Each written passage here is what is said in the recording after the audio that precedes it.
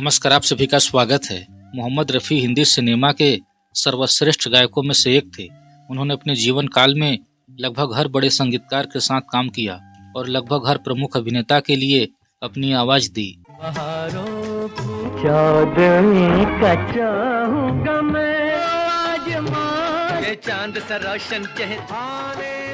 हालांकि रफ़ी साहब के करियर की नींव को मजबूती देने में नौशाद का योगदान अतुलनीय है। शुरुआती दौर में बड़े अवसर प्रदान करने से लेकर सफलता के शिखर तक नौशाद रफ़ी साहब के अटूट स्तंभ बने रहे।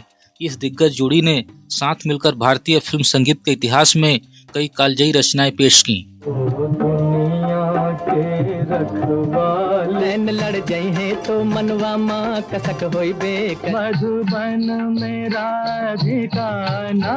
वैसे तो रफ़ी साहब गायकी में शायद ही कभी कोई गलती करते थे और नौशाद के साथ उनकी केमिस्ट्री बेमिसाल रही थी, लेकिन यह सच है कि कोई भी माँ के पेट से सीखकर नहीं आता।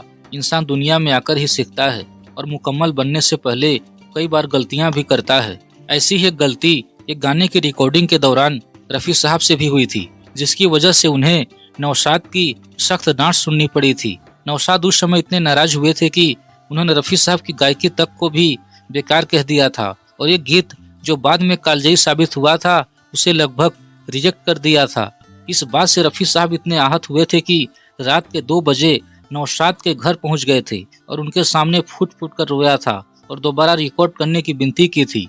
यह घटना कब की है, किस फिल्म की है, किस गाने से जुड़ी है, आज हम इसी ऐतिहासिक वाक़ये के बारे में विस्तार से चर्चा करेंगे, तो वीडियो के अंत तक बने रहें। बात है साल 1949 की, जब बड़े पर्दे पर एक फिल्म रिलीज हुई थी, दुलारी, जिसका निर्देशन और निर्माण AR करदार ने किया था। इस फिल्म में उस दौर की बेहद खूबसूरत अभिनेत्री मधुबाला, सुरेश और गीता बाली मुख्य भूमिकाओं में नजर आए थे। आलोचकों से विशेष सराहना न मिलने के बावजूद यह फिल्म अपनी रिलीज के साथ ही एक बड़ी व्यावसायिक सफलता साबित हुई। सिनेमा घरों में लगातार 35 हफ्तों तक ज्यादा चलने के कारण इसे सिल्वर जुबली का गौरव प्राप्त हुआ। इस फिल्म की अपार सफलता ने मधुबाला, गीता बाली और नौशाद के करियर को एक नई ऊंचाई और दिशा देने में महत्वपूर्ण भूमिका निभाई थी। फिल्म का संगीत नौशाद ने तैयार किया था, जबकि इसके गीत शब्दों के जादूगर शकील बदायूनी ने लिखे थे।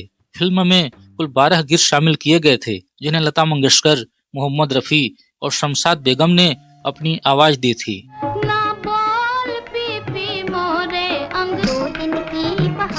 प्यारे तकदीर जगा कर आई हूँ, है दिल तुझे कसम है, रात रंगीली आँखों में आजा, दिल में चांदनी आई बन के प्यारो, मिल के गाएंगे हो दो दिल, न वो हमसे जुदा हो, मोहब्बत हमारी ज़बान सुने परी।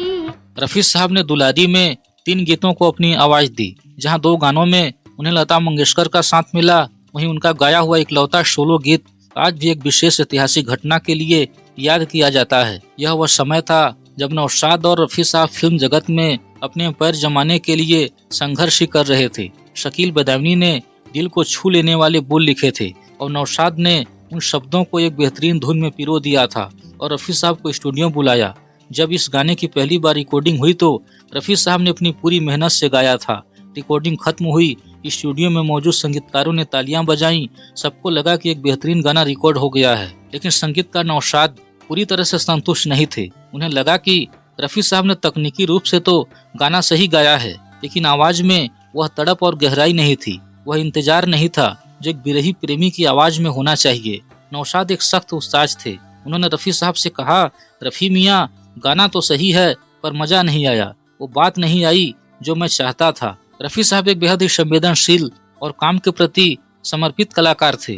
उन्हें जब पता चला कि नौशाद उनके काम से पूरी तरह से खुश नहीं है, तो रफ़ी साहब के लिए किसी सदमे से कम नहीं था। उन्हें लगा कि शायद वे नौशाद की उम्मीदों पर खरे नहीं उतर पाए। उन्हें लगा कि उनसे कोई बहुत बड़ी कमी रह गई है।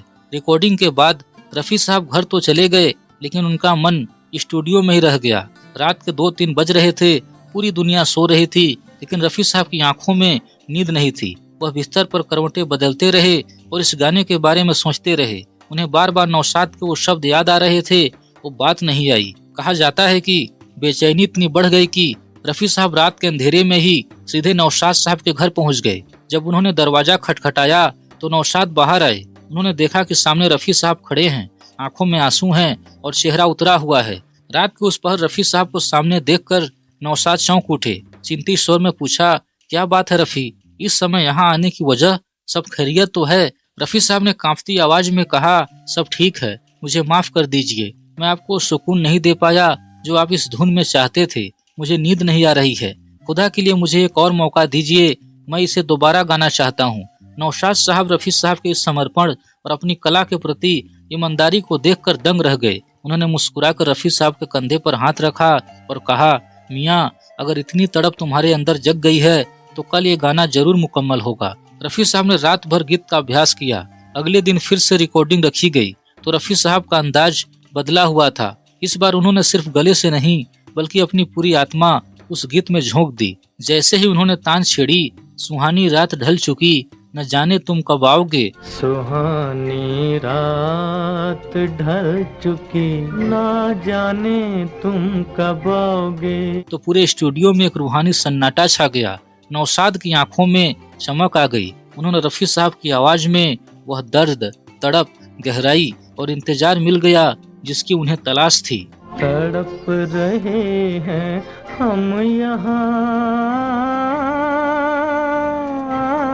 जब फिल्म रिलीज हुई तो यह गाना हर गली हर चौराहे पर बजने लगा। उस दौर में इस गाने ने लोकप्रियता के सारे रिकॉर्ड तोड़ दिए, लेकिन इसके पीछे की कहानी रफी साहब के समर्पण और संगीत का नौशाद अली की पारखी नजर को दर्शाती है। तुम्हारे इंतजार में ना जाने तुम कब आओगे। यह गाना रफी साहब और नौशाद के संगीत सफर में एक क्रांतिकारी पड़ाव रहा। इसकी सफलता के बाद उनका करियर ऊंचाइयों को छूता गया। नजारे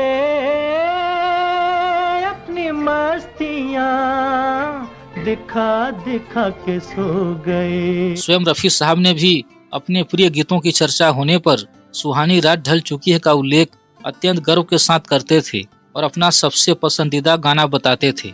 कौन सा ऐसा गीत आप मुझे ढूंढ के देंगे कि आप कहेंगे सुभाष जी आप ये गीत बजाइए, ये मुझे बहुत पसंद है। सुहानी रात ढल चुकी, न जाने तुम कब आओगे। इस गीत की थोड़ी सी लाइनें आप हमें यहाँ पर सुना लीजिए।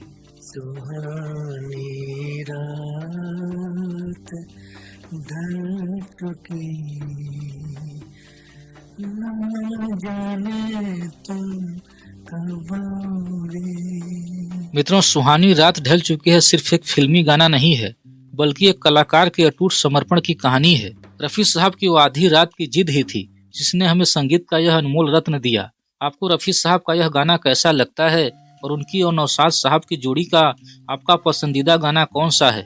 हमें कमेंट्स में जरूर बताएं। अगर आपको यह वीडियो पसंद आया हो तो इसे लाइक और शेयर करें और हमारे चैनल को सब्सक्राइब करना बिल्कुल ना भूलें, ताकि हम सिनेमा के ऐसे ही अनसुने किस्से आप तक लाते रहें। जल्द ही मिलते हैं एक नई दास्तां के साथ। तब तक के लिए नमस्कार, जय हिंद।